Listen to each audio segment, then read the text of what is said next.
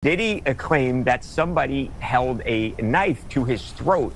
He woke up and this guy basically had him and he had the knife, and Diddy was at this person's mercy. Now, it's unclear what exactly happened from there. Was there a guard that came in? Did Diddy somehow fight this person off? Well, it seems unlikely that happened.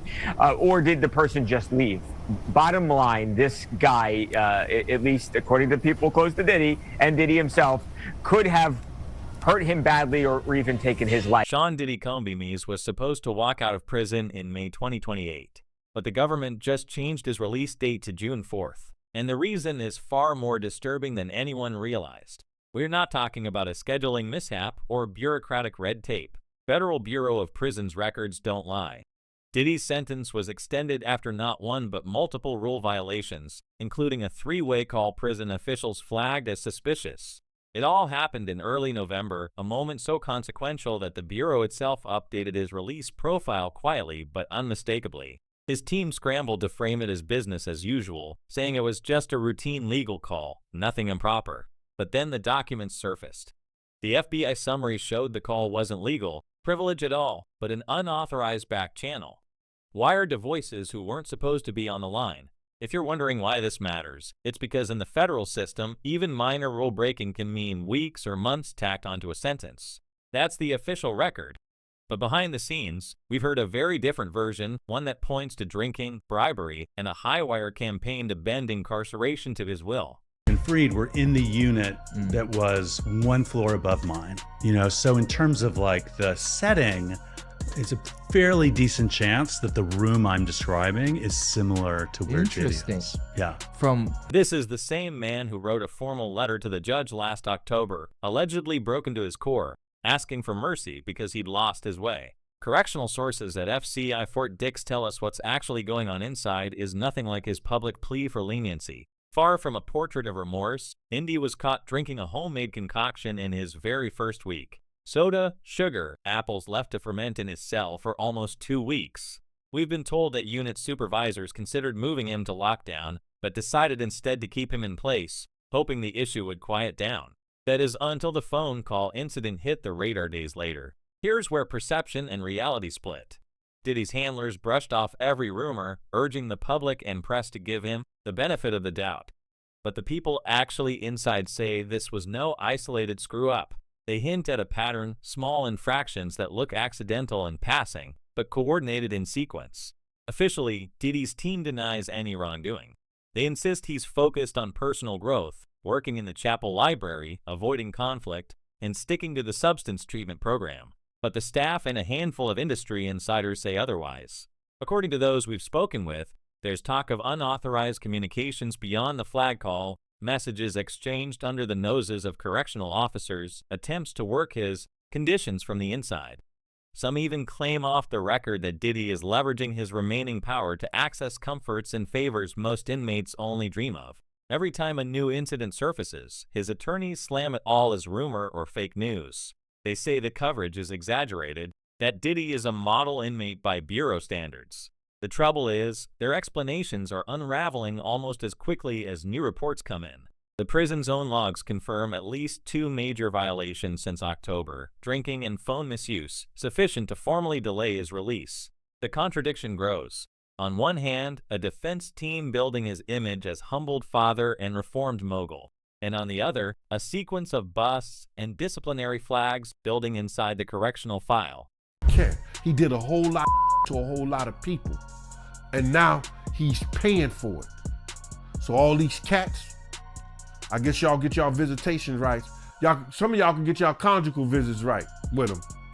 I don't get. What makes this more than a story about a famous inmate acting up is the scale and context hovering over every detail. Diddy's original 50-month sentence was already a dramatic break from the 11 years prosecutors wanted. The government had painted a picture of an ongoing conspiracy stretching back more than a decade. Private gatherings arranged through layers of staff and intermediaries, 2 ex-partners, Cassie Ventura, and a woman under the name Jane, brought into what prosecutors called a pattern of illegal behavior.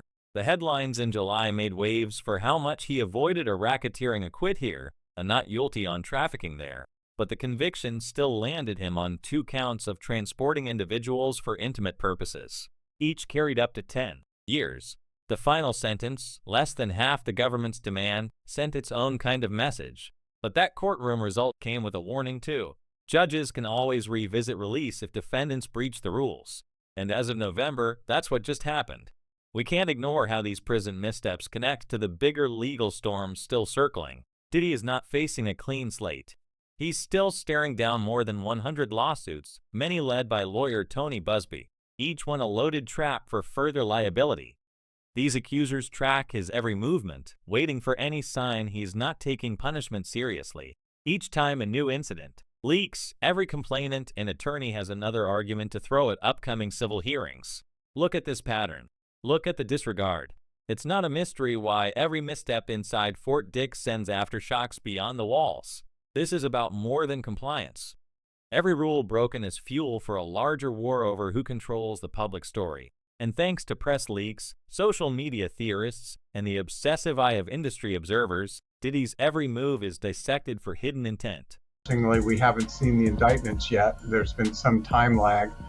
I suppose it will take some time to go through all the forensic, evidence. Because here's the real question.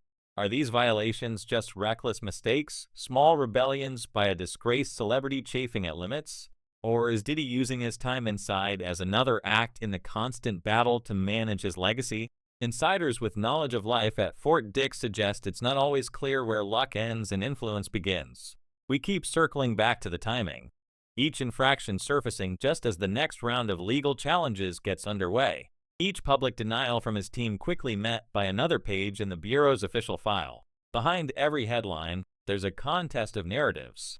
Diddy's version as the misunderstood self-reforming superstar and the government's version in which even behind bars, the rules can bend for those. That trail is longer than anyone realizes. We remember the trial's closing weeks where former partners described not just private gatherings and physical aggression, but a culture built on loyalty and secrets. Ventura's account wasn't the only one. Jane described gifts, financial control, and relentless pressure behind closed doors. Their words, years apart, painted a portrait of a man surrounded by yes-men and protected by a sprawling operation. Diddy never admitted fault. In fact, every new claim drew an immediate response from his attorneys who called the lawsuits clear attempts to garner publicity. But we've noticed this strategy is under more strain than ever. I'm sorry, I'm just I'm in this moment right now. This is crazy. Sorry. People don't really know how much what it does to you when something that you love is taken from you and thrown away like it don't even matter, and then they move on with their lives and you're stuck. You're stuck during those years. You're still stuck 21 years later. His legal team's appeal is their last card. We see the stakes shifting with each violation inside Fort Dix. For every new infraction, judges are handed another reason to deny Ray or toss out an appeal as meritless. Why risk so much for homemade brews and unauthorized calls? People who've dealt with celebrity inmates tell us it isn't about comfort or boredom. It's about staying woke in the power game, keeping a grip on respect, on networks, on influence. Diddy's business interests are still being managed, old associates are still loyal. He's known for turning even setbacks into brand fuel. And rumor has it that several connected figures are working overtime to keep his projects moving while he's out of sight. While we are tracking every move Diddy makes from inside Fort Dix, something even more complicated is unfolding on the outside. The machinery of his financial empire has not come to a halt. Bad Boy Records, his cornerstone label, continues to earn royalties from a catalog that still tops streaming charts. And his Spirits partnerships, including lucrative branding deals with Sarek, remain active thanks to long-standing contractual obligations. Insiders from the business side say money keeps flowing through shell companies and old trusts. But with Diddy's name now radioactive, the true story is about who, if anyone, still dares to pull the levers where he once held the keys. If anyone, I'm happy to go. So we think that's just absolutely inconsistent with the jury's verdict. I mean, the jury's verdict was resoundingly clear. There was no trafficking, there was no racketeering, everything was consensual, everything was adult, which is why he was convicted only of the offense. What we feel happened today was that the judge acted as a 13th juror, yes, one that we did not choose, and that he second-guessed. This is where the strategy grows murky and the stakes get higher. With over 100 lawsuits piling up and a swelling roster of accusers demanding their day in court, Diddy's legal advisors are reportedly urging a quiet dismantling of interconnected holdings. Financial records show a flurry of asset transfers in the months leading to his conviction, prompting speculation that trusted lieutenants are moving value out of reach before creditors and courts can freeze them. The laws are complicated, but the implication is clear. Every dollar shifted is one more line of defense for a mogul in retreat. Yet, even among close associates, there's confusion, distrust, and talk of shifting alliances. Some on Diddy's business teams are described as loyal to the end, acting on his coded instructions funneled through lawyers and intermediaries. Others facing subpoenas and public backlash may be looking for ways out, hoping to save themselves as investigations widen. The power dynamic is unstable. Rumors reach us that financial managers in LA and Miami are arguing over next steps, while those in charge of Bad Boys' daily operations quietly question who will sign off on the big deals going forward. As much as legal risks dominate the headlines, the deeper tension is about reputation and market value. Major brands partnered with Diddy are watching every press update, quietly recalculating their exposure and contingency plans. One prominent beverage distributor reportedly launched a behind-the-scenes audit of their contractual ties, weighing whether the negative headlines have already done irreparable harm. In entertainment and nightlife, once coveted Diddy events and products are being pushed off calendars in favor of safer, controversy-free ventures. So, specifically challenges allegations suggesting that Mr. Combs and his involvement in the 2018 of his former partner Kim Porter, whose passing was officially attributed to natural causes by the Los Angeles County. Against this backdrop, we hear whispers that Diddy's recent prison incidents might serve a purpose beyond momentary rebellion. Longtime observers speculate that the non-compliance isn't about boredom or impulsiveness. It's a gambit meant to distract, to keep the media's eye on small dramas while major financial moves happen in the shadows. His rivals and allies alike are left guessing whether the next headline is a smoky-ox screen designed to keep everyone looking in the wrong direction. What's clear is that as money changes hands and legacy brands face existential threats, the myth of Diddy's invulnerability is fading. Control is slipping. And in a world built on perception and profit, every shakeup in management or endorsement drop echoes through an ecosystem he once dominated with a phone call. The fight is no longer just for legal vindication or early release. It's about whether the empire can survive without its architect actually calling the shots. To be honest with you, this is going to be a great PR thing for Trump. So how do things get leaked? They get leaked when people want you to know what might be happening. You know what I'm saying? Yeah. Now, at the same time as this news came, like literally right before this news broke, there was a notice filed by Diddy's attorney, Alexandra Shapiro, who is in charge of his appeal. And they basically just put the court on notice that in 4 to 6 weeks, they're going to be appealing. Let's not forget the psychological angle that legal and behavioral experts stress. The big picture impact of defiance from the inside. For most, time in federal correctional facilities is meant to strip away privilege and level the playing field. For celebrities like Diddy, it often creates a stage for even more complex performances. One forensic psychiatrist we consulted says power-driven defendants use small violations almost like signals, a way to keep inner circles loyal and enemies on edge.